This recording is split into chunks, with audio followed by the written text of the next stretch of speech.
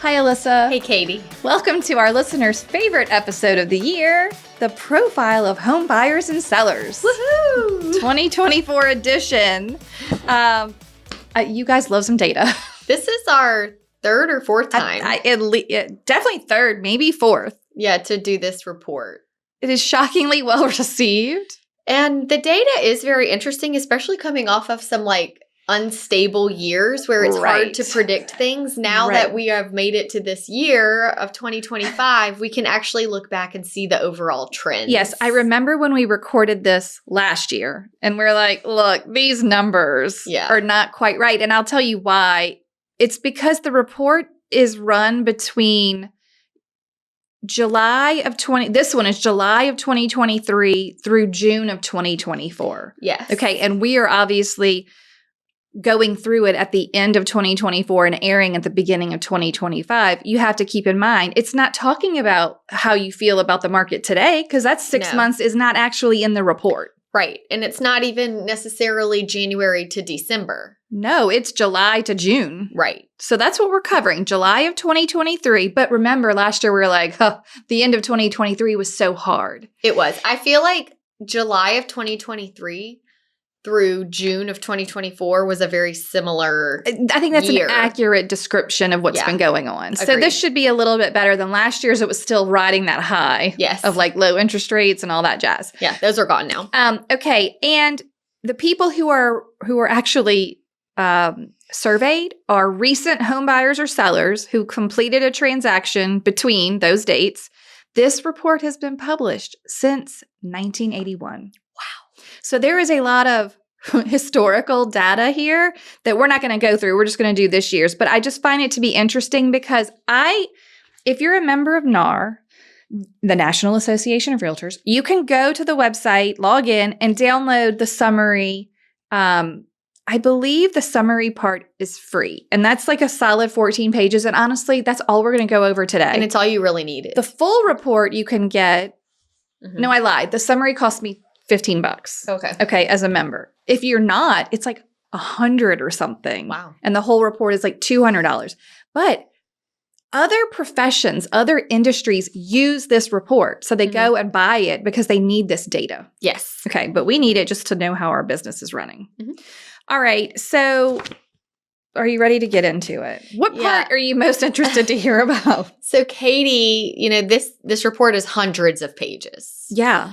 Katy took the buyer and seller profile. Correct. And I took the agent realtor profiles. Right. Because it's important for us to know what's going on with buyers and sellers, but it's also sort of grounding to know what's happening with the rest of agents. Oh, it was very eye-opening and grounding to be like, oh, this is what the industry norm Right. So if you're feeling down on your production or yourself, you're going to help them with that. This will make you feel better. I'm going to tell you why. and then Alyssa's going to make you feel better. Like, you're not alone. Yeah. You're not alone. Hey there, are you looking for ways to save time and money in your business? Email Templates 101 is the communication system you need to bring ease and efficiency to managing your transactions and clients. Save time and avoid mistakes, all while providing a high level of service for your buyers and sellers. In Email Templates 101, you'll get 13 downloadable buyer templates ready for your personal touches. And 19 downloadable seller templates, plus 6 attachment checklists. Head over to hustlehumblypodcast.com/courses to get yours today. Okay, let's say we're just going to start with buyers. Interestingly, you now, as a first-time home buyer, are reporting that you need income over $97,000 a year. To buy a house? To buy a house. This year's report shows that the median. So let's y'all, we're going to say median a lot. Median is not an average. I don't know if you remember that day of grammar school, but it's very confusing. Average is when you take all the numbers and add them together and then divide them by however many numbers there were, right? Yes. And so it's an average, exactly even. So you could have outliers up and down. They're all put into the average together. Yes. These numbers are all median, which means it's the most common, okay? So what is the point where most people were? Yes. So we're more interested in a median price and these numbers make more sense because it's the more common. Yeah. The average It could literally be anything. Yeah, you're a good teacher. Oh my God, thank you. I'm trying so hard.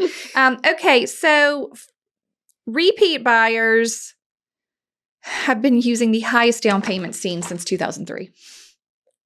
Repeat buyers Are buying, have the biggest down payment that we've seen since 2003. Yeah, the typical down payment for first-time buyers was 9%, and repeat buyers was, I think, 23%. Holy moly. Well, I guess the repeaters have equity in other real estate if they're selling or want to do a HELOC. Correct. They have a lot more money. Because they've owned a home. Yeah, and poor, sad first-time buyers, this is the highest down payment that they've used since 1997 because 9%, because they're trying to deal with how do I afford this note, right? Right. We need to put more down so that the note isn't so high. Because the interest rates are high and the prices are high. Okay. Good news. 92% of home buyers are satisfied with the process. Oh, good. Which is shocking still to me. I know. I thought we'd at least get a B in that category. No, you managed to eke into the A's. I don't know why. 90%, 90, of sellers sold with the assistance of a real estate agent. Okay. Up from 89% last year. Keep it on up. Only 6% were for sale by owner sales. That's super low. An all-time low. All-time low. Wow. So here's the good news. If you're targeting business, I would for sure be targeting listing business. Sellers do not want to do this on their own. Yeah. They don't want to. They still find value and more value in you every year, right? Okay. We're going to dig in even deeper to the buyers. Are you ready? The age of home buyers reached all-time highs. Oh. Okay. First-time buyer increased the median first-time buyer age to 38 years old. What was it before? 35 last year. Wow. So it even jumped. It's not like it's like it's not like 35, 36. Y'all, 38. Yeah. That is to be a first-time home buyer. That's super old. Is it because of the generation that they always say lives at home for so long? Right, because they're saddled with student loan debt. Yeah. They don't have money for a down payment. House prices have gotten high. Interest rate. It's financial. Yeah, for sure. These things are all financial. While the typical repeat buyer also increased in age to 61. Okay. From 58 last year. So both jumped a little. And the share of married couples increased to 62% of all buyers, which makes sense because you almost have to be dual income at this point. I was going to say, you need both to make it worth it. Right. 73% of recent buyers did not have a child under the age of 18 in their home. 73% Why? of people who bought a home did not have a kid. Why do you think that is? Well, I have my speculations, but I'm guessing that a lot of these people are like, are locked in. They've got a good rate. They're like, I don't have to move. Yeah, I'd like a bigger house, but kids are expensive. Kids are getting more expensive. Rates are high. So we're going to stay put and y'all are going to share a bedroom and you're going to like it. Yeah. Yeah, they're making it work. They're making it work. Which is why our inventory is so low. So on mine, it said that in 2023, they are recording it as a difficult year for the housing market. I would say. No surprise there. And the volume of home sales was the lowest level since 1995. And the reason is because there's not a lot of inventory, because people are staying put. And it makes sense that when you have little kids, you're especially staying put. It has to be enticing to move. Yeah. Right? Mm-hmm. They're or you have to have a pain point that's so painful you have to do it. Yeah. Okay. Well, yeah. So the ages are all moving up. Again, that is the highest share on record of how many people, what percentage had no kids. 17% of home buyers purchased a multi-generational home. The highest share of that in the data series. Top reasons for a multi-generational home purchase were the cost savings, 36%. Okay. Taking care of aging parents, 25%. Children over the age of 18 moving back home, 21%. And children over the age of 18 who never left, 20%. Who never left. Never left. Never left. I think my mom packed my bags for me. Bye, Alissa. Yeah. Right. Bye-bye. Okay, let's go into first-time home buyers. They decreased to 24% of the market share, down from 32% last year. Oh, yeah. So that makes sense. What I would like to say as we're reading these, the biggest takeaways are if you are serving a niche or speaking to a certain type of client, whether it's a buyer or seller, you should really be taking this data and helping yourself. I mean, if you're only talking to first-time buyers, your business is down. Your business is going to be down. Mm-hmm. So just be aware of that. Again, that's the lowest share of first-time buyers since NAR began collecting data in 1981. That's the lowest number? Lowest amount of first-time buyers. Well, it says that mortgage rates reached a peak of almost 8% in October 2023. Right. So that falls into this range we're talking about. And they were getting higher and higher. So it makes sense that, because it used to be, we're screaming from the rooftops, rent is more expensive than a mortgage. Well, not this year. Not so much. Yeah, not so much. So much more. I know. And the house prices as they have increased, it also pushes that affordability out of the reach of so many buyers. And I know agents say, well, at least you're paying a mortgage and you're paying yourself. And it's like, yes, but you're still having to pay it. Yeah, if you can't afford it in the budget, it's better to rent for a minute while you figure out what you can do monthly. 100%. 16% of recent buyers or someone in their home were veterans. I thought that was interesting. And look, that's almost rivaling the amount of first-time buyers. Mm-hmm. 43% of all buyers said that timing was just right, like why the reason they purchased. Only 43% said the timing was right. And 23% said they didn't have much choice. They had to purchase when they did. So like a quarter of buyers are like, I just had to. I didn't want to, but I had to. All right, let's talk about the types of homes that were purchased. I think you'll find these interesting. 15% of buyers purchased a new home. Okay. 85% obviously then purchased a previously owned home. Buyers typically purchased a home that was built in 1994. Like that's just the median. Right. This is a rebound after the last 2 years when they purchased a home built in the 80s. So somehow they have found newer homes. Yes. Maybe people are renovating. I don't know. All these disasters around the world causing renovations. I mean, perhaps. So they're buying more resales, but the resales are slightly newer. I would prefer a 90s. Like what I like to about an 80s? For us in our market, if a house was built in the 80s or 70s, you're likely looking at a ranch-style home with low ceilings. Yeah, I don't like that. I know. And there's the thing is with that, you can't do anything about that. Not the ceilings. A 90s home in our market, you're at least going to get some good ceiling height and probably some crown molding. Like some things that we're just starting to come around. Show up architecturally. Yes, like I can work with that. Yeah, it's workable. Okay, how about the type and size? Do you want to give me a guess on the square footage? I feel like it's gone up. I feel like people want and need more space. Okay. But maybe it went down because they can't afford it. You going to take a guess or am I going to have to tell you? 2,300. Oh, 1,900 square feet with 3 bedrooms, 2 baths. Is that up?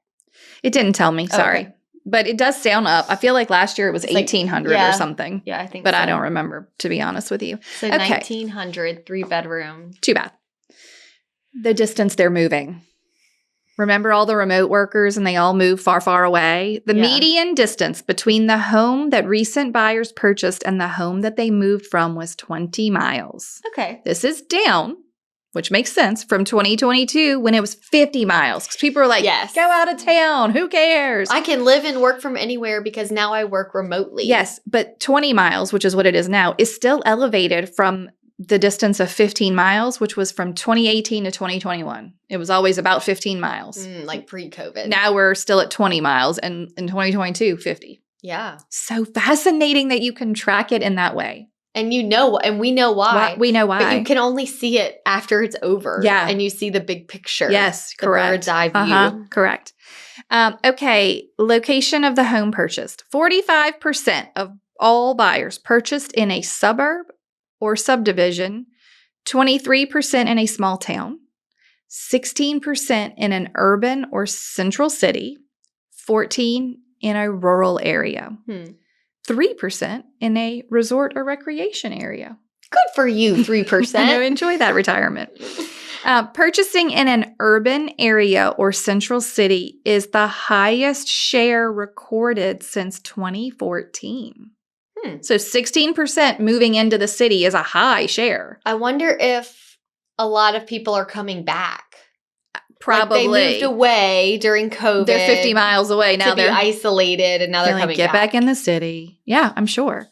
Okay, convenience of the home buyer's job has declined incrementally and is now at 34%. So the reason why they're moving, being close to their job, is down. Okay, because that was really high. It was 38% last year and down from 52% in 2014. So in 2014, half of the people wanted to be conveniently located to work. This year, it's at 34%. They're like, who cares? It spiked and now it's leveling back. And it's like, Okay, this is the one. This one, everyone, stop what you're doing. Buyers expect to live in their homes for a median of 15 years. Whoa. While 25%, wait for it, because you know how I feel about this, 25% said they're never moving. Okay. But y'all can go listen to Forever Home episode. I don't believe that. 25% said forever. 25% said they're in this home forever. And how many said for 15 years? The median. So the majority of people, yeah, said 15 years they'll be in this home. Wow. Expected length of ownership. It's a long time. It's a very long time. Mm-hmm. Okay. Any thoughts before I move on? I think I might be done with buyers. Okay. No, one more thing. Okay. You're going to love this. This is the home search process.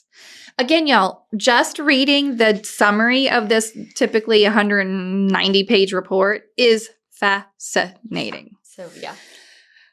Okay, real estate agents played a crucial role in the home search process with 86% of all buyers using an agent. Okay. It's a lot. You think that'll go down next year? Maybe. With the rules change? Yeah. It's hard to say. I really still don't know. Mm-hmm. Data is not back yet. We'll be curious to see on what happens. All buyers, remember this is what you need to remember when you go to your listing appointment. While all buyers use the internet in their search, not 90%, not 95 for a while, it was 97. All buyers use the internet in their home search. Mobile or tablet devices were also widely used at 69% of buyers using those tools, which means if your website is not mobile optimized, you're going to lose those people. Right. Okay, but all buyers. Yes. So do you need professional photos? Yeah. Mm-hmm.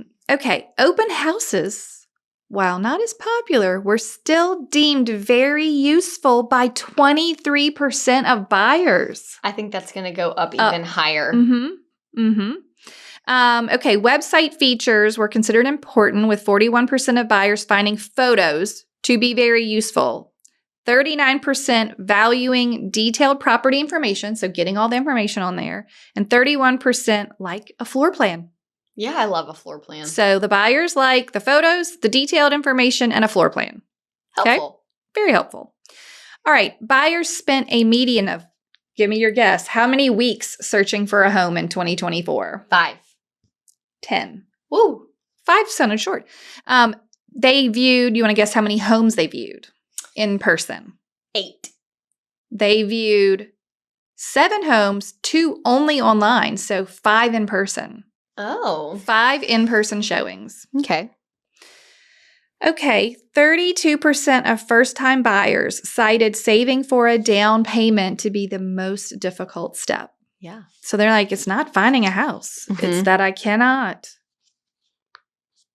get this down payment together. All right, now let's talk about the real estate professional from the home buyer's perspective. 88% of home purchases were made through a real estate agent or broker. I'm just going to speed through these. 5% of buyers purchased their home directly from a builder or builder's agent. Oh. And 5 bought directly from the previous owner. Okay. 92% of buyers of previously owned homes relied on an agent or broker. So it ends up being 88 total. Okay. Mm-hmm.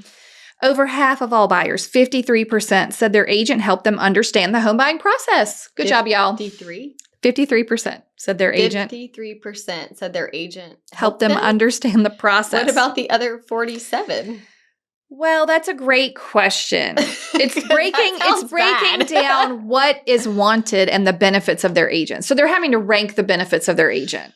Oh, Okay. I see. So it's not that 47% were unhelpful. No. They're just ranking this in order of importance. Yes, because 49% said helping them find the home and negotiating terms at 14% were the most helpful.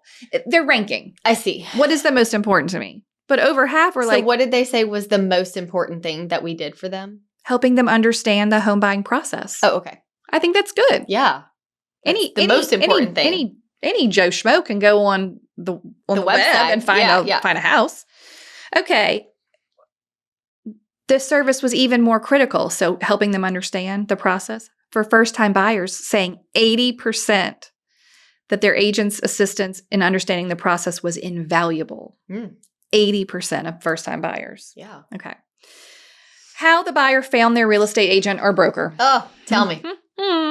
Real estate agents are frequently referred by personal connections, with 40% of all buyers finding their agent through a friend, neighbor, or relative. So a referral. Correct. This trend was especially pronounced among first-time buyers, where 51% relied on referrals from their personal network. Okay. 37% of repeat buyers, I find fascinating, found their agent through a referral. 21% used the agent they had previously worked with. Only 21. That is so low. I just sent out Christmas cards, and as I'm going through my database, there's I have 400 people on there, and there's probably 9 to 15 that I'm I sold them a house back in 2012. Yeah. And I send them cards and I do things, and some of them aren't on social media. And I have never heard back from them ever. Right. So I'm in the process now of going through my database, and because I remember these people, but clearly my relationship has not grown because I haven't spoken to them really or gotten responses from anything. Okay. But I am now going through, I highlighted them in yellow as I was going through them. Okay. And I'm looking up their address in MLS and tax records to be maybe they moved and didn't call me. And? I don't know yet. Well, it's kind of don't you also use the return mail method? If it comes back, then it triggers that? But I'm how come, some of these never come back, but they might live there still. I know. I'm just curious to see. I can't wait. Please update us later. Okay. Most buyers only interviewed one agent. Probably because it was a referral. They're going to go with the referral. Yeah. With 77, most buyers only interviewed one agent before making a decision, with 77% of repeat buyers. So that with the repeat buyers, they only interviewed one. Yeah. But only 21% of them used the one they used before. That's so low. So low. So people, I think agents sometimes think because you sold them that house, you're their agent for life. So not the case. No, and they're being marketed to by other agents. If you were not working your database, you're going to be one of these people that you're just a stat. Yeah, you're in the 79%. Don't become a statistic. 79% where their clients are not repeat. They're clients. no thanks. That's a big number. Yeah, and here's the really crazy part. At least 90% of buyers expressed satisfaction with their agent's responsiveness, knowledge, and the purchase process. Wow. Honesty and integrity, knowledge of the real estate market, and people skills. So they're 90% satisfied, and yet still don't use their agent. 88% of home buyers would use their agent again or recommend to others. They say. So right after they purchase, they're out talking to these buyers the year of their purchase. They're on their high. Yay, I love my agent. 90% are happy. 88% say they would recommend or use their agent again. 10 years goes by. Guess what? We're down to 21%. 21%. After purchasing within the last year, 61% of home buyers have already recommended their agent. So those are the good ones, though. Yeah. So it just happened. You're fresh in their mind. They've told, at least 61% of them told someone else. Yeah, your past client has to hear from you. Yes. If they don't hear from you, they forget you. They do. And then they get a referral. Yeah. I can't can't remember my agent. Who did you use? I'll just call the neighbor's agent. You want to talk about financing the home and then we'll move on to sellers? Okay. 69% of repeat buyers financed. Wow. Only 69. I guess we're seeing more cash buyers because of the rates. And because they have so much equity. Yeah. The median percent financed for first-time buyers was 91, obviously, because we talked about their 9% down payment. Mm-hmm. That's down from 92% last year. The median percent financed for repeat was 77, which is down from 81 last year. Okay. 26% of all home buyers paid cash for their home, an all-time high for cash buyers. Wow. All-time high. Mm-hmm. Did you find that you had more cash buyers this year than you would say is normal, or not any, or do you remember? None. Zero. So it's like, where are these people? Not here. Not in Baton Rouge. Right. Okay. Median down payment among all buyers was 18%. So for both any type, 9% first-time buyers, 23% repeat. We said this. This is the highest down payment for both. Well, for first-time buyers since 1997 and for repeats since 2003. Highest down payments. Okay. 52% of first-time buyers utilized a conventional loan. 29 FHA loan. And 9% used a VA loan. The share of first-time buyers using FHA loan has declined from 55% in 2009 to 29% in 2004. For FHA? Mm-hmm. And it went from what to what? It went from 55 in 2009. So over half of buyers used to use this loan, and now it's at 29%. That's a huge difference. I have some thoughts about this. Okay. Well, first of all, your typical FHA buyer is needing it because of the lowest down payment. Mm-hmm. If we're now putting 9% down, I don't need this as much, right? Correct. Secondly, I think they're trying to be competitive in these markets where they're getting multiple offers.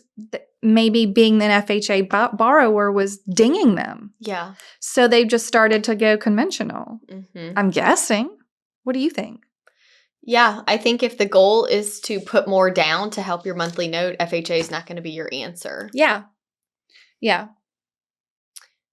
I don't know. It's very interesting. It is interesting. Okay, thus concludes the home buyer section. Mm-hmm. Do you want to do membership now? Take a break from me talking? Yeah, we'll give you a little breaky break. Okay. Because I have some fascinating data on our peers. Yes. All the agents out there. Let's hear. This isn't about our clients. This is some Realtor stats, okay? Oh, man. Okay. Where to begin? Where to begin? After getting such a great response to our buyer brokerage agreement cover letter, we decided to make one for you to present with your listing agreement so that you can give another confident explanation of your services to your sellers. Here is what you're going to get inside of our listing agreement cover letter. The commitments to your sellers, our marketing plan example, so you can add to it and take away, but it's got our marketing plan, the explanation on how commissions work and what your seller is going to be paying for, and general tips for your sellers. We hope that you will find this very helpful on your listing appointments, and you can head over to hustlehumblypodcast.com/listing to get yours. Okay, so one thing that they were asking the agents about, yes, 2023 was a hard year, okay? Why do you think that is? 26% said just lack of inventory. They had buyers that would purchase now, right, but just actually cannot find anything that they would feel comfortable putting an offer on. Another identical 26% said that it was prices. Like the prices for what the house is. Yeah, it's just too much. I know. I'm seeing that here. Yeah. Like 2019 and below, if you could go to at least 215,000, I could find you a decent starter home. Right.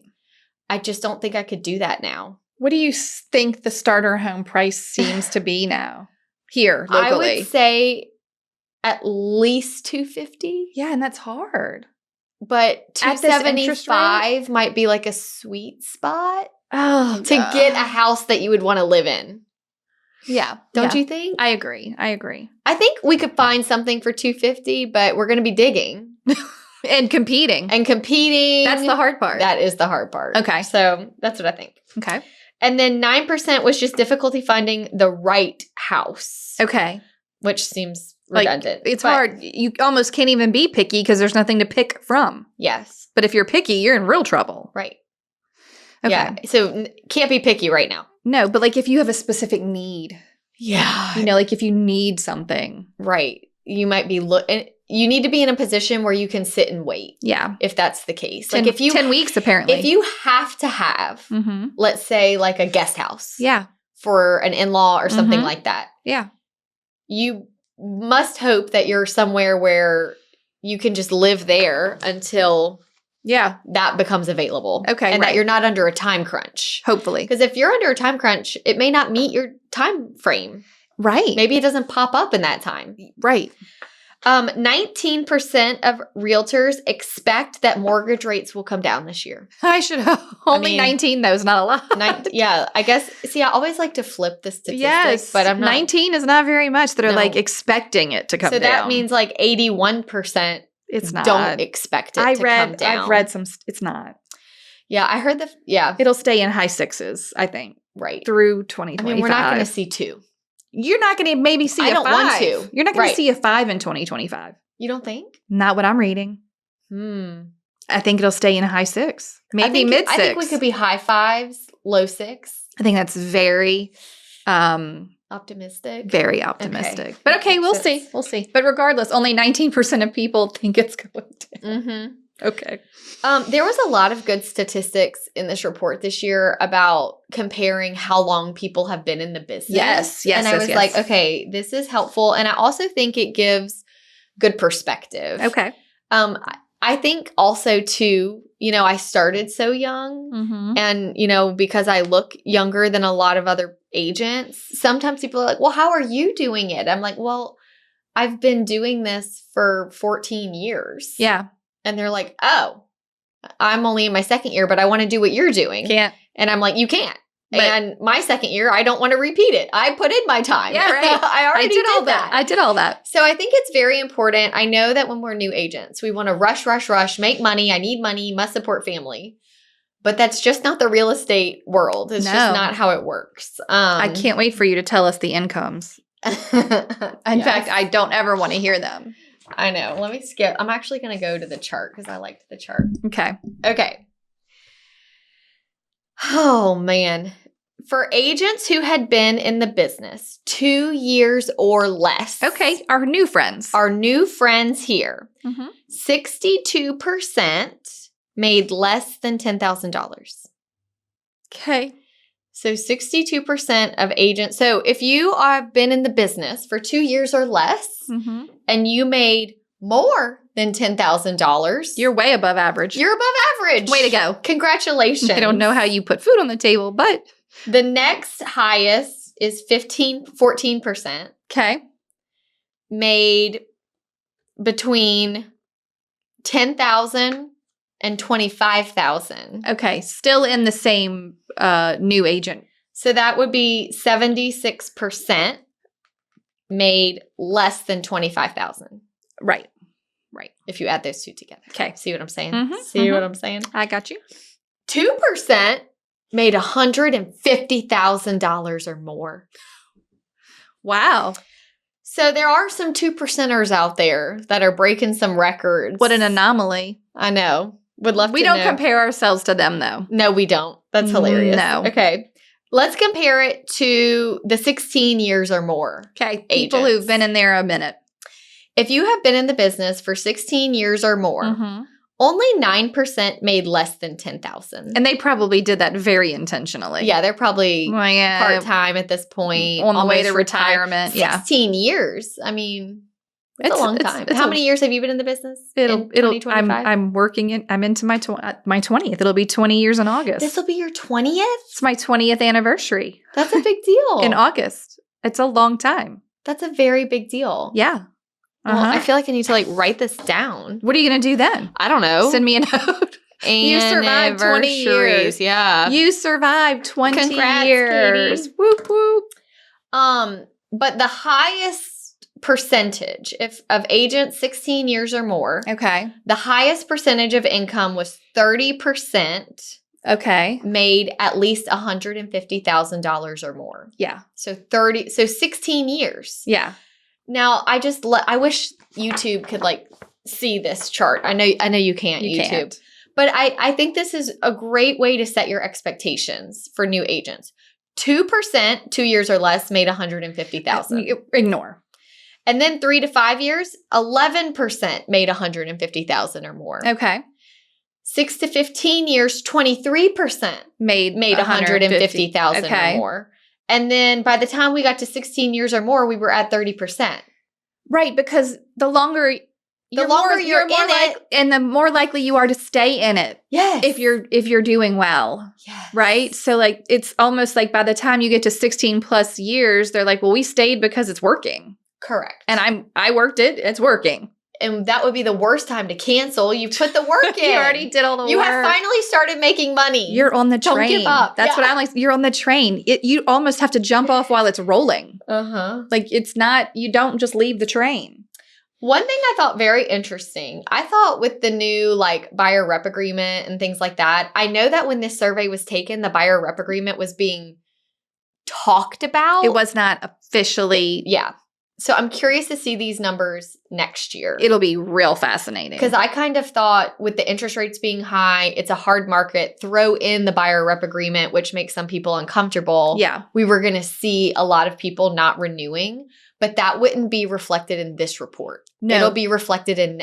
Correct. So this year's report is really about the interest rates. And I think membership was almost flat according to this report. And I think we're going to see that change next year. Well, NAR, I read on their website or in an official statement is predicting an 8% reduction in membership in 2025. I would have thought a little bit more. We'll see.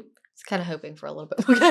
Okay, we're going to see. Yeah, we're going to see. Mm-hmm. But as at the time of this survey, I thought these numbers would be different because they're asking, will you stay in real estate at least the next 2 years? Oh, 2 years. Just the next 2 years. What did they tell us? And they categorized it by, they asked agents who were in the business 2 years or less, 3 to 5 years, 6 to 15. So I thought these numbers would be different. Okay. They all answered between like 70 and 75%. Say they're going to stay. They're going to stay. So it's almost like I thought maybe the people who have been in it 2 years or less, that number would be much lower. Like I thought maybe they were like, I don't know, maybe I'll go back to corporate America. Yeah. But it's not. People that were in a long time, it's all kind of the same. All the same. Interesting. So if they asked agents who had been in the business 2 years or less, do you think you'll be here in 2 years? And 75% said yes. Yeah, they're hoping so. Yeah, they're hoping so. But same 3 to 5, 70%. Yes. They asked 6 to 15, 75%. Yes, I'll be here. 16 years or more, 71%. Yes. And that might only be down a tad because they're approaching like not working anymore. Retirement, yeah. So okay. I thought those numbers would be different. Agree. But at the time of this survey, people were fairly confident they're not going anywhere for 2 years. Right. They also, some of them, I think, still had their head in the sand about what was coming. Yeah, for sure. Okay. Let's also give y'all a nice little breather and reality check on the median number of transactions. Please tell us the median number of transactions. The median number of transactions performed by agents during this survey was, do you know the answer? Would you like to guess? I think is it 10? It's 10. 10. 10 houses sold. Yeah. Okay. Okay. Now, let's break that down into the agents who were in the business 2 years or less. Okay. Versus 16 years or more. Okay. The median number of transactions for an agent who has been licensed for 2 years or less was 2 houses. 2. Just which 2. is why their income is less than $10,000. Makes sense. Okay. The median number of transactions for people who have been in the business for 16 years or more was 12. 12 houses a year. And they've been in the business 16 years or more. So that's not a lot. That's one a month. At least they're getting paid kind of regularly. Yeah. But that's very low to me. It's very low to me too. And what's funny is the number is the same 6 to 15 years, 12. 12. Okay. So after 6 years and higher, they're saying the median everyone is about 12 houses a year, one a month. Now, it wasn't in these reports that I saw, but I did hear a stat recently. I don't know if it's accurate, but they were saying that 35% less transactions happened in 2024. Since COVID, I do my chart every year. Yeah. I have personally experienced a tremendous drop in number of transactions. But my actual volume hasn't really changed that much. Because the prices are so much higher. Yeah. And I'm sort of getting that repeat moving business up now. So I'm selling I started off as so much first-time home buyers, and now, so I'm seeing that as well, that, I was so close to hitting 100 a year, and now it's like maybe 70. Yeah. Transactions, yeah. So volume-wise, if you have been in the business 2 years or less, selling a median of 2 houses a year, your volume production was around 0.4. So 400,000. Okay. That was you sold 2 houses equaling $400,000. Yeah, according to the survey. If you have been in the business for 16 years or more, you had an average volume of 3.1. Okay. With 12 houses. Yeah, what is that? Let me do some fast math While you do that math, I thought it was interesting that the 6 to 15 year people right under that, their average was 3.3 million a year. So if you sell 3.1 million a year, and that's 12 houses a year, that's about a $258,000 price point. Correct. Which is slightly higher than the average, first-time home buyer. Yeah. Which makes sense. Uh-huh. I love that this just all makes sense. It does all make sense. Math is really quite helpful. Right. Oh, we love some data. For repeat and referral business, I loved these stats. Okay. 0 to 2 years, 0. Nobody's repeating, obviously, but no one's also referring me. Based on the survey, they're like, I'm too new. They're like, no. They're like, I'm not going to. I've told you the story before where I was a newly licensed agent. It's been a minute. I should share this more. Okay.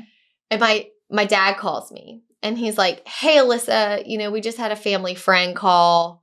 They need to sell their house. They were asking for a referral for the best of the best agents. And I was like, yeah. And he's like, obviously I can't refer you. Right. You're not the best of the best. Obviously. You're like, oh, shucks. Thought I was going to get my first listing. But he was honest. Yeah. And it wouldn't have been my first listing. It would have been my third. Right. So I wasn't totally green. I could have fought my case and been like, Dad, I've sold 2 houses. No. He's like, I'm not doing it, Alissa. He is my father and he loves me. And he was not going to send it to me. He sent it to someone in my office. I think that's great. So anyways, 0 to 2 years said no repeat referral business. By the time we get to 3 to 5 years, they reported 8% repeat and referral business. Okay. When we get to 6 to 15 years, 22% repeat and referral business. Once it got to 16 years or more, 42%. Repeat or referral. Repeat or referral, y'all. And that's what I want people to know is that it's a long game. Full of relationships and consistency. And it builds exponentially on itself. Yes. So this is why. This is always my argument for the agents who are dead set on paying for online leads. Fine. Yeah. Fine. But after you've done that and you've had 20, 30, 50 transactions for 3 years in a row, you should be outgrowing those online leads because your repeat referral business is going to take off. Yes. From the sheer volume of people you've already worked with. Correct. Okay. The snowball effect. The snowball just keeps getting bigger. Yes. Yeah. I know. I just love that. It went from 8% to 42%. Yeah. That's awesome. Amazing. It's not like it went from 8 to 15. Right. That would be not as worth it. No. But a 42%? 42%? That's worth it. First of all, that is cheaper business because you're not having to do a bunch of different random marketing. It is more safe because you already know these people. It is more consistent. There's all of the so much positive. Okay, carry on. Let's get on to some of the agent demographics. Oh. Okay. How old are we these days? So I thought this was interesting. They started at 39 or younger. That's a big group. That's a big group. Yeah, I feel like they should have started I'm in there with the 21-year-olds? I know. Why? Why am I in there? Because it was 21-year-olds? what's the percentage? 43% have been, okay, I know I'm trying to, if agents who have been in the business 2 years or less, 43% of them are 39 or younger. Okay. Versus 1%, 16 years or more. Are that age. Are 39 or younger. Right. That means they haven't reached that age yet. Like me. Yes. Me, for example, I fall into the 17%. Mm-hmm. So if you've been in the business 6 to 15 years, which is where I'm at, approaching 15, 17% of those people are 39 or younger. Makes sense. I'm 36 at the time of this recording. And you were very young when you started. I was. So the majority from what we see, we're going to look at ages 40 to 59. Okay, that's me. 40 to 59. 50% of agents who have been in the business 2 years or less. 50% of those people are between the ages of 40 and 39. Oh, that's interesting. Yes. Let me say that again. I feel like these numbers are getting jumbled in my brain. New agents. If you are new agents 2 years or less, 50% of the new agents are between the ages of 40 to 59 years old. Yeah, it's second careers. And that is the biggest group of them. Of the new agents. So, yeah. So the new agents aren't necessarily young. They're just new. I know. It's like when I'm mentoring in the office. I'm mentoring people who are significantly older than me. Yeah. Because they're not older than me in the business. No. They're just older than me. But they're brand new. Yeah. In the business. Makes sense. Yeah, I thought that was interesting. Very. That's also the largest age group in of general. All realtors. So, I mean, it's a pretty big, that's 20-year span. 40 to 59. Yeah, you're right. That's a lot of people. That's the majority of the ages that makes sense. Now, the other highest percentage is that when you get to, agents who have been in the business 16 years or more, 61% of them are over 60 years old. I'm in the minority. Yeah, you're in the minority on that one. Because I started real estate, although not nearly as young as you. I was like 26, which at the time, that's young. In 2005, that was like there were very few agents in my age bracket, and that just was not normal. No.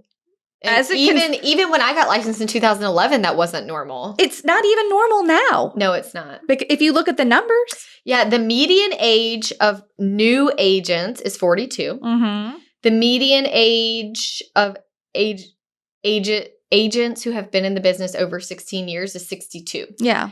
As a whole, it's a career that starts later in life. It is. As a whole, the median age of all agents, no matter how long they've been in the business, is 55 years old.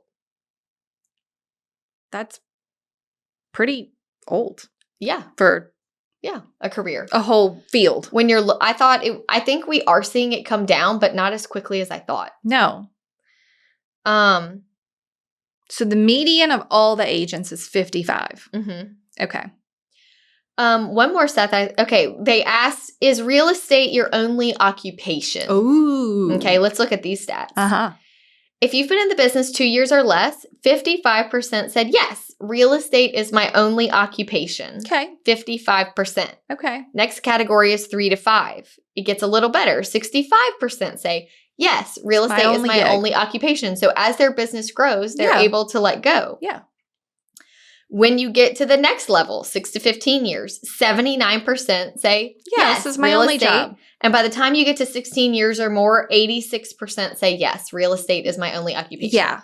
So you can see it goes from 55% to 86%. Yeah. Like you become full-time. Right. If you stick with it. But as a practicing agent, you realize that means 45% of the new agents you come in contact with are not only new, they are also working another job. That's a lot. It's a lot.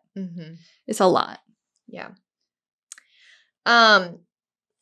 Also, these stats I liked, they looked at the home ownership rate. Okay. So they asked the agents. Do you own a home? Do you own a home? Right. Are you practicing what you preach? Now, the agents who have been in the business 2 years or less, 68% owned a home. Okay. That goes up to 79% once they get to 3 to 5 years in the business. Okay. Goes up to 87% when they get to 6 to 15 years, up to 93% 16 years or more. Yeah. Hopefully, if you've been selling real estate for 16 years, you have owned a home. Right. Right. Just fascinating numbers, really. I mean. I might go back to I loved that chart. So let me see if I can get back to my other stats here. Make sure I didn't miss any. Did we get a median income number of all the agents? I know we broke it down by years in the business. It's here now. Okay. The median year of experience in real estate decreased slightly to 10 years. Okay. So the majority of agents who are licensed have been in the business for and that about was a 10 decrease. Years. Interesting. That's so coming down. Some of the longer term people might have started leaving. Yeah. Okay. They're like, this is too much. Got it. This would be a good time to I guess that works with if either end leaves the business though. Yeah. Right? Okay.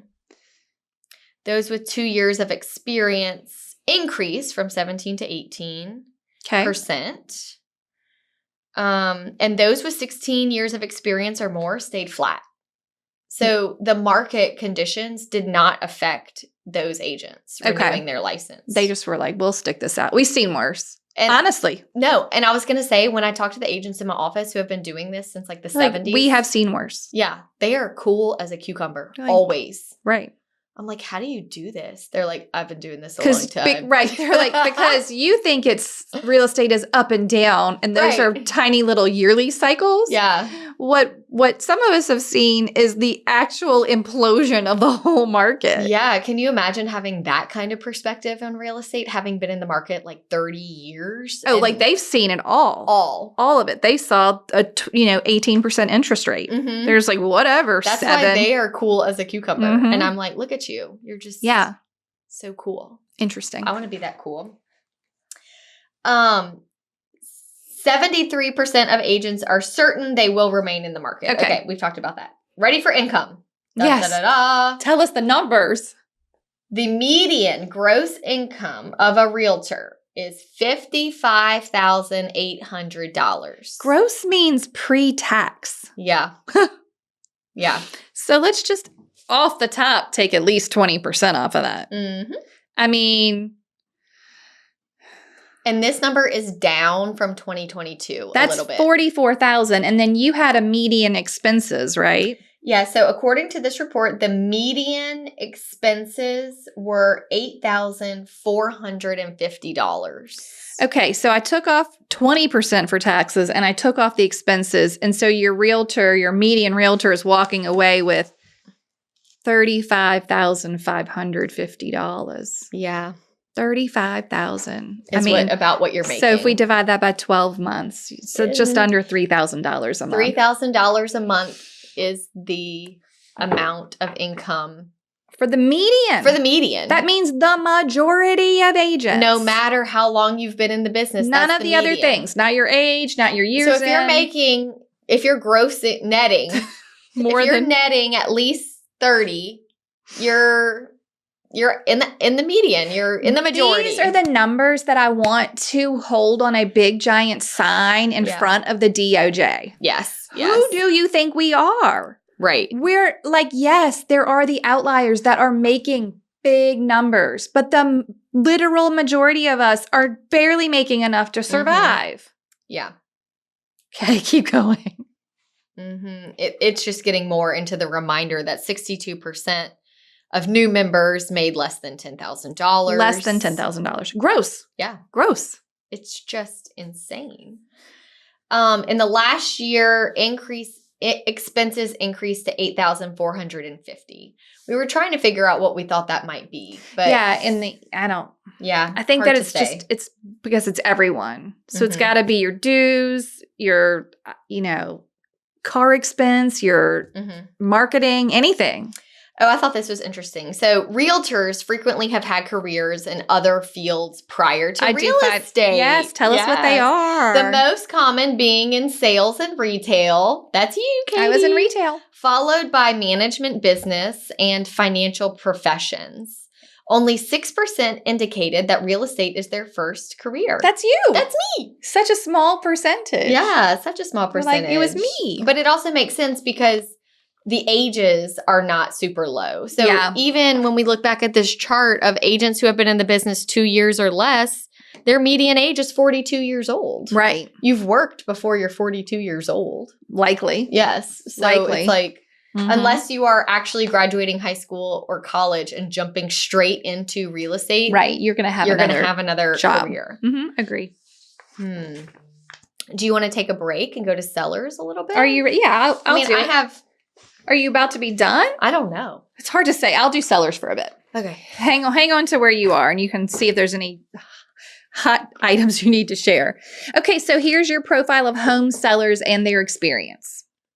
The typical age of home sellers was 63, the highest ever recorded.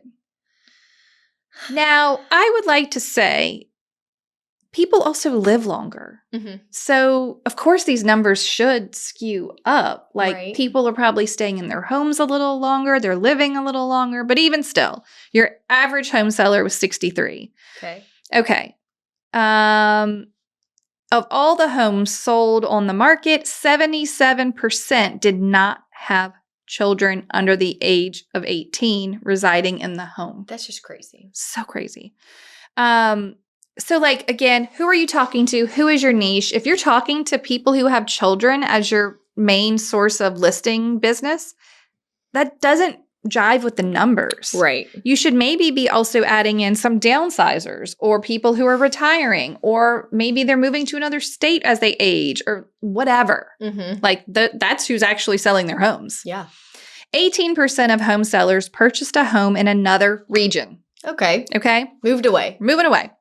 32% traded down and purchased a home that was smaller in size. Only 32% got a smaller house, okay? 32% downsized? Yes. Sellers? 36% traded up to a larger home.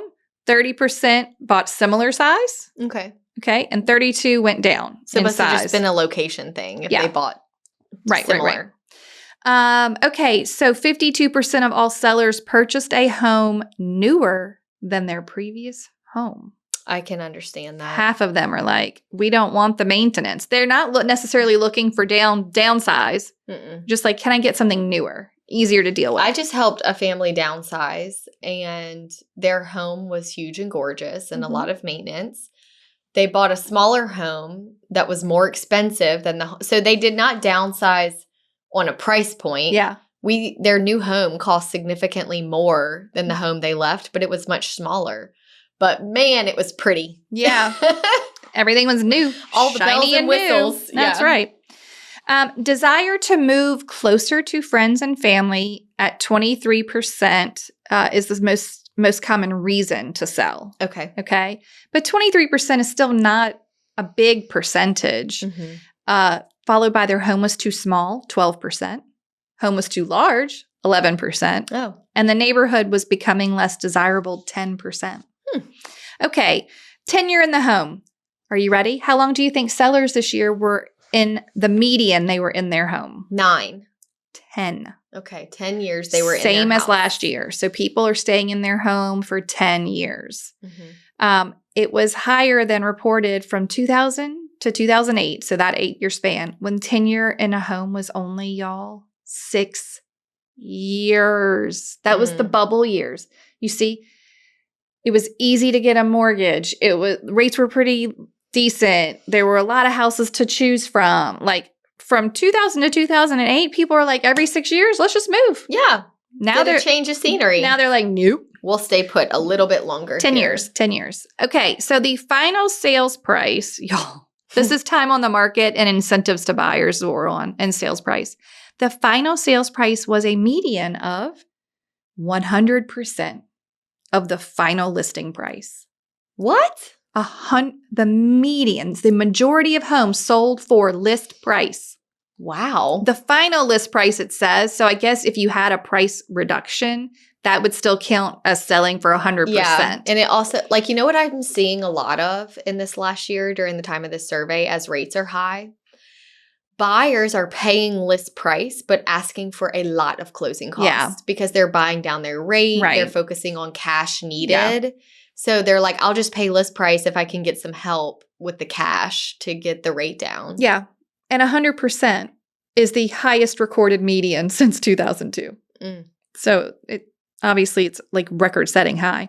For all sellers, time on the market this year was a median of, do you want to guess how long their house was on the market? 4 weeks? 3 weeks. Okay. 1 week longer than last year. An entire week. So it is taking a median of 3 weeks to sell a home now, a week longer than it did the previous year. Remember during COVID, we had to discuss this in hours? Just kidding. How many hours was your home on the market? It could have been. It could have been. I know. Okay. 90% of sellers sold with the assistance of a real estate agent. Hear it again, y'all. 90% of sellers used an agent, up from 89% last year. Only 6% were for sale by owner, which is an all-time low. Okay. 66% of recent sellers used an agent that was referred to them or used an agent they worked with in the past. 81% of recent sellers contacted only one agent. So all that fear out there about being interviewed, I'm going to be interviewed, I'm so worried. No. 81% of sellers are only talking to one person. So just be advised. Before finding the right agent they worked with to sell their home, 50% of home sellers used the same agent to represent them when purchasing or selling their home. So both sides of the deal, they're buying something else. That number jumps to 71% of sellers within 10 miles of their home. Okay. I still think that's funny. 29% of sellers within 10 miles are like, no thanks. Yeah. I'll just get another agent or not use one or buy from a builder maybe. I don't know. Yeah. Weird. Okay, sellers placed a high priority on the following 3 tasks. Are you ready? Help market the home to potential buyers. 22% said that was their highest priority. Price the home competitively. 20%. Okay. And sell the home within a specific time frame. 18%. Okay, so they want you to market the home, to price it competitively, and sell within a certain time frame. And I would argue all those things are really work together, right? Yeah. But it's like, what is their priority? Or what do they think they need you for the most? Yes. The real estate agent's reputation remains the most important factor when sellers select an agent to sell their home at 35%. The agent's trustworthiness and honesty is at 21% of the most important factor when they select their agent. They want them to be... So what was the most important thing? Reputation. Oh, wow. Okay. And then trustworthiness and honesty. Okay. Reputation, trustworthy, and honesty.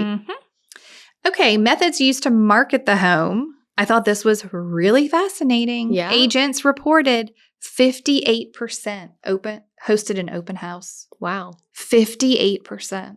What part surprises you? I just thought that was a lot, that 58% of listings were actually holding an open house. Yeah. I think it's like we're seeing it more because it's taking longer. Well, it's taking longer, yeah. And I think now we'll see it more because buyers maybe are wanting to see houses unrepresented. Even higher. Yeah. I wish we should do better at taking notes of what we predict will change. Well, maybe ChatGPT can do it for us. Maybe so. Nearly 2/3 of sellers have recommended their agent at least once since selling their home this year. So, all right, thanks. Yeah. And again, most sellers, 87%, said they would definitely or probably use their agent again. Okay, great. But remember, let's keep in touch with them so they do. Because they don't. No, because they can't find you. They say they will. Because 10 years later, they can't find you. They can't remember. But she was so nice. I loved her. She did a great job. I don't know. All right, we're on to for sale by owners. Okay. These are the stats that are so great for you to be able to share with your sellers who are on the fence, who are like, I don't know. The share of, hold on. The share of for sale by owners was at a historical low. People are not doing this themselves anymore. They typically sell for less than the selling price of other homes. For sale by owner homes sold for a median of $380,000 in 2023, up from $310,000 in 2022. So market goes up. Yeah. Still far lower than the median sale price for all homes, which was $435,000. Wow. Agent-assisted homes sold for a median of $435,000 for sale by owners at $380,000. I did the math for y'all. That's 13% lower. And I don't know about you, but the last I heard, I didn't know anyone charging 13% in commissions. No. So, y'all do the math. The most common way for sale by owners to price their home. I thought this was interesting. 40% used an appraisal. Oh, okay. Okay, so they had to spend some money, but they got a pretty accurate number, right? And now we'll know why they sell for so much lower in some cases. 36% used recent homes sold, so they kind of knew what sold and they used that. 16% of for sale by owners used an online home evaluation tool. Oh, well, this is what my Zestimate said. And the profit they needed, they used that 15% of the time. Well, I need to make $50,000. Yeah. That's how I'll price my house? Right. Well, remember the lady who was like, because we were like, why is that number so specific? It was like $211,695. And she was like, well, it was my mom's birthday. We're like, wow, you don't say. And while we're on for sale by owners, I'll tell you a great little story. A relative of Jay's was selling a house in a rural area, not close to here. And his mom called me and she's like, I don't understand what's happening. They posted the house on Facebook and it's for $12,345. And I'm like, what? And she's like, so I called them. I'm like, what? You must have a mistake. They're like, oh no, we just put in 1, 2, 3, 4, 5 because we didn't want to tell them the price. We just wanted them to contact us if they were serious. Well, you're not going to get serious inquiries at $12,000. No. Oh, man. That's what happens in the world of the for sale by owner, y'all. Mm-hmm. Okay. Reasons for sale by owner marketing and sellers experience. So 38% of for sale by owner sellers said the main reason to sell via FSBO was because they sold to a relative, friend, or neighbor. Mm-hmm. So like we found this person already. Yeah. 36% of all FSBO sellers did not want to pay the commission. So it's like the majority of them, 38%, just knew the person, right? Right. They're like, we already got it done. And then 30% were like, we're going to save money. I want to save money, but recall they're making 13% less. They don't realize that. They don't know. Okay, 63% of all FSBO sellers did not actively market their home. 63%. They're like, well, I put a sign in the yard. I put a sign in the yard. It's on a website. Doesn't that? I don't even know if they're doing that. Oh, that's true. It could just be that sign. That's it. Getting the price right at 17%, selling within the length of time plan 13%, and understanding and performing the paperwork 10% were the most difficult steps for the for sale by owner. You don't say. You don't say.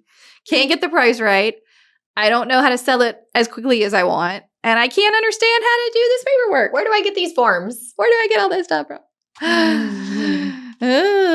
Fascinating. Fascinating. Is that all your FSBO stuff? That's all my FSBO stuff. That's all my seller stuff. Oh, great. Well, let's get back to some of our peer stats here. Okay, let's hear it. Okay, so out of all the licensees, 65% of licensed realtors were sales agents. Okay. People out there working with buyers and sellers. Yeah, not a broker. Thing. Yeah. 22% held a broker's license. Okay. 17% held a broker associate license. Okay. Huh. I don't know either. Yeah. The typical realtor had 10 years of experience. I think we did that. That was down from 11 years last year. And then I liked this stat too because we get a lot of questions about assistants. Yeah. And I think we're actually doing an episode next week on assistants. Oh, yes. Next week. Next week is airing. So if you have questions about assistants, be sure to tune in next week. Yeah, like a real estate assistant. Yeah, a real estate to you. Assistant. Yes. I'm so like, according to this survey. I like down payment assistance. No. Assistance. Yes, not CENT. Assistant. I got it now. Okay. I was just lost. 15% of members had at least one personal assistant. 15% of agents. Okay. Which I think makes sense because the majority don't sell a lot. Yeah. So they don't need an assistant. No. So I almost think 15% that have an assistant are probably the 15% that are selling so much that they need help. Yeah. Right? That makes sense. The median sales volume for brokers went from 3.4 million average volume to 2.5 million average volume. They call it a broker specialist. So I don't know if that just means the brokers, like individuals. For our property managers out there, they had a stat that the typical property manager managed 31 properties in 2023, which was down from 40 properties per property. That's a big jump. I thought it was a big jump too. It's like almost 25% less properties being managed. Interesting. Do you think they're selling them? I couldn't say. I know. I guess. Mm-hmm. Oh, I know you like to look at how many hours a week a realtor works. I love this because it's such a lie. Yeah. It says the average realtor works 35 hours a week. That's how I answer the survey too. Do I think I actually work that? No. I know. They said that's up slightly. So we're working a little bit harder. Being slightly more honest. Which I'm like, I don't know about this. I feel like the COVID years were madness. Like you couldn't stop. Yeah. The phone just kept ringing. The typical realtor earned 20% of their business from repeat clients. Okay. And 21% from referrals. So let's add that. 41% of a realtor's business is repeat and referral. Yeah. I would like to see that number higher, but it's a good number. Yeah. I'm going to read this. You know, I get cross-eyed with numbers sometimes. Do you need me to read it? I'm going to read it and you tell me what you think. Okay. 35% of realtors were compensated under a fixed commission split. Okay. Under 100%. So I guess that would mean like 70-30. It didn't cap. It was always 70-30. It was always whatever. Okay. So 35% of realtors have a split. It is what it is. That way. Yeah. 20% of agents have a graduated commission split. Yeah, like this one is this. This one is this. Yes, it increases with productivity. Like yours. Yes, that's where I fall. Yeah. What is your... Mine's fixed. Yours is fixed. Okay. Yeah. 20% have a capped commission split that rises to 100% after a predetermined So it's threshold. basically two. It's this tier, and then it's the post-cap tier. Yes. So I thought that was interesting. Yeah. Like in case you're wondering how other brokerages do it. Yeah, it's interesting. See, what I love about my office is where we start in January is up to you. It depends on how you did last year. Yeah. So if your year was down last year, it may have kicked you to another category. My only complaint with that is if it is a market-related down, it kind of sucks for you to have to like... And I would think that too, except for the fact that we're not seeing the ones who perform be affected by the market. Right. You know what I mean? Like, right. The ones who are selling consistently year after year after year are not affected by the market. Yeah. Enough to impact our split. Okay. I feel like we just talked about that sort of, like, oh, how they're so cool. Like, they're just like, yeah, it's fine. Everything's fine. Whatever. Because they've been in it so long. Got it. Mm-hmm. Like, it's not going to affect my split. Mm-hmm. The largest, remember expenses this year were $8,400. Yeah. The largest expense in that category was vehicle, which was $1,650. Okay. So, and realtors typically spend about $90 to maintain a website. A year. The website, only $90. Yeah, I thought it was going to say like a month or something, but no, just a year. Okay. So those are just some breakdowns of expenses. We already talked about income there. Okay. Office and firm affiliations, okay? The median tenure for realtors at their current firm. So how long have you been at your office? Right? Me personally? No, that's what they're telling us. That's what we're going to talk about now is how long agents stay at their brokerage. Yeah. The median stay was 5 years.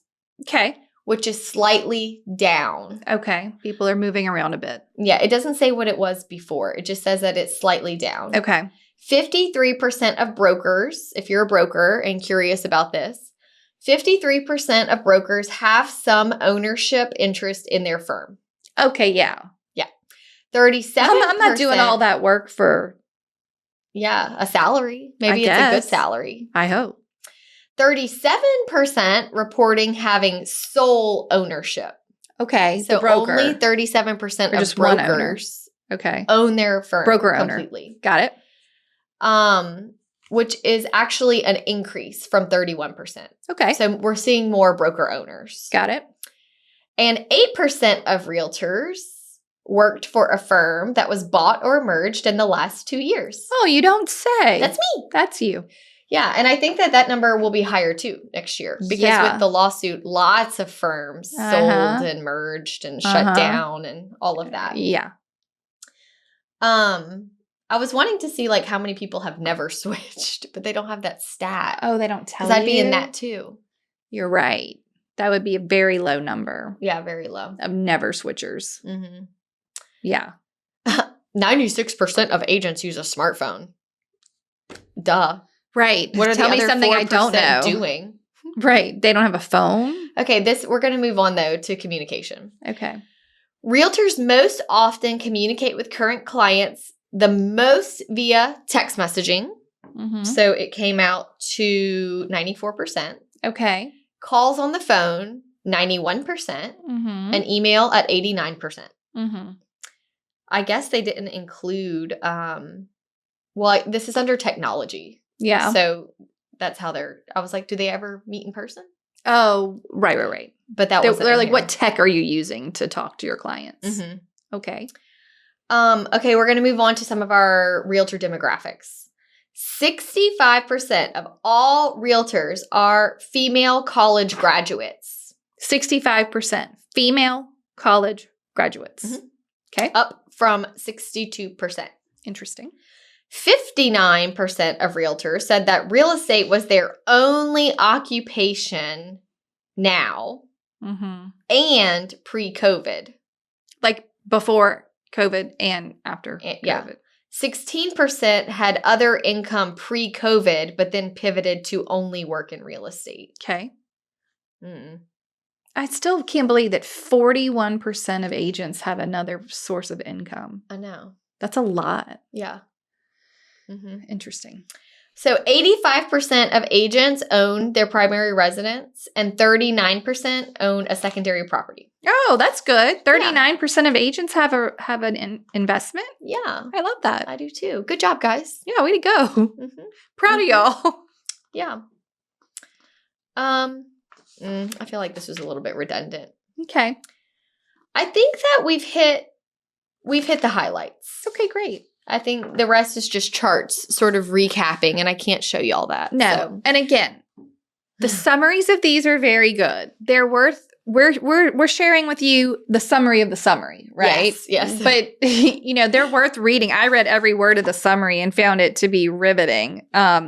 Again, I enjoy data, but I also think you're running a business. So data is sort of important. Very. You need to know. You've got to know who you're talking to, what's going on. When people ask you how the market is, you could say interesting stats like, did you know that agent listed homes are at an all-time high of 90%? Only 6% of houses sell for sale by owner. Yeah. Can you imagine saying that to someone? What a helpful stat. They would be like, wow. Yeah. It's also just like a hey. Real facts here. Can you believe? The market may be down, but for sale by owners are also down. Yeah, even more so. I just think it's good to have some sort of knowledge of what's going on. Yeah. It's going to be helpful to your clients. It's obviously helpful to you.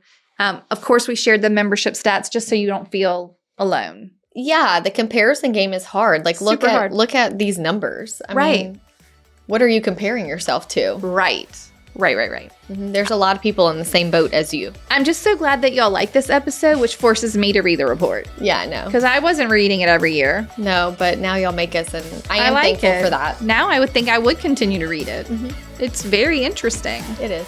Okay, anything else? I think that's it. Wow, it's a lot. Okay, let's hear a toast. Okay.